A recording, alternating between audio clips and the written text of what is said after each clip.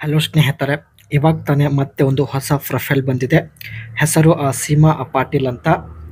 ಮಧ್ಯಾಹ್ನ ಸಮಯದಲ್ಲಿ ಬಳಿ ಬಂದು ಮಾಡಿ ಹೋಗುವಂತಹ ಒಬ್ಬ ವ್ಯಕ್ತಿ ಬೇಕು ಎಂದು ತಾವು ಪ್ರೊಫೈಲ್ ಶೇರ್ ಮಾಡಿಕೊಂಡಿದ್ದಾರೆ. ಒಳ್ಳೆಯ ಅವಕಾಶ ಇದೆ ಸ್ನೇಹಿತರೆ. ದಯವಿಟ್ಟು ಮೊದಲು ವಿಡಿಯೋ ಕಂಪ್ಲೀಟ್ ಆಗಿ ನೋಡಿ, ನಂತರ ನಿಮ್ಮ ಅನಿಸಿಕೆ ತಿಳಿಸಿ ಖಂಡಿತ ಸಂಪರ್ಕಿಸುತ್ತಾರೆ. How to invest in growth stock. ಇವರು ಸ್ನೇಹಿತರೆ ಗ್ರೋತ್ ಸ್ಟಾಕಲ್ಲಿ ತಾವು ಇನ್ವೆಸ್ಟ್ ಮಾಡುವುದಾಗಿ ಮಾಹಿತಿ ಕೊಟ್ಟಿದ್ದಾರೆ. ಆ್ಯಂಡ್ ಗಂಡ ಒಬ್ಬ ಆಟೋ ಡ್ರೈವರ್ ಇರುವುದಾಗಿ ಮಾಹಿತಿ ತಿಳಿಸಿದ್ದಾರೆ. ಇವಳ ಸದ್ಯದ ಪರಿಸ್ಥಿತಿ ನೋಡೋದಾದರೆ ಮಧ್ಯಾಹ್ನ ತುಂಬಾ ಆಸೆ ಆಗುತ್ತೆ ಎಂದು ಹೇಳಿಕೊಂಡಿದ್ದಾರೆ.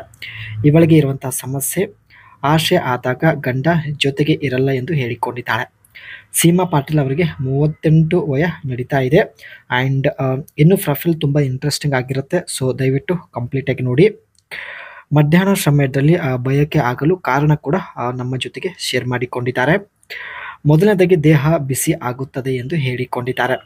ಬಿಸಿ ಹೆಚ್ಚಾಗಿ ಚಪಾತಿಯಿಂದ ನೀರು ಸೋರುತ್ತದೆ ಎಂದು ಕೂಡ ಹೇಳಿಕೊಂಡಿದ್ದಾರೆ.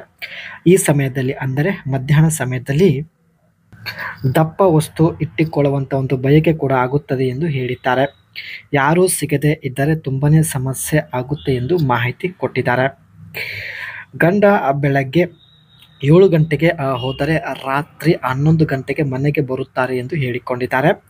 ನೀವು ಮಧ್ಯಾಹ್ನ ಸಮಯದಲ್ಲಿ ಮನೆಗೆ ಬಂದರೆ ಸಾಯಂಕಾಲ 5 ಗಂಟೆಯವರೆಗೆ ನೀವು ಮಾಡಬಹುದು ಎಂದು ಮಾಹಿತಿ ತಿಳಿಸಿದ್ದಾರೆ.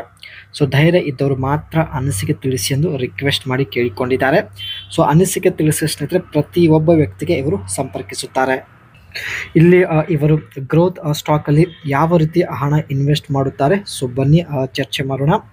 Understand growth stock. Growth stocks are share in companies expected to grow at and above average rate compared to other companies, and industry trend focus on industries with significant growth potential like technology, healthcare and renewable energy.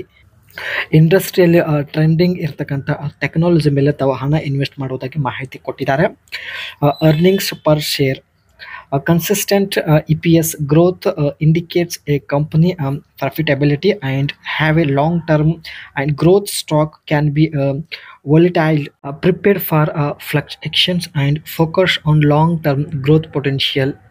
ತಾವು consistence ಆಗಿ growth stock ಮೇಲೆ ಹಣ invest ಮಾಡೋದಾಗಿ ಮಾಹಿತಿ ಕೊಟ್ಟಿದ್ದಾರೆ.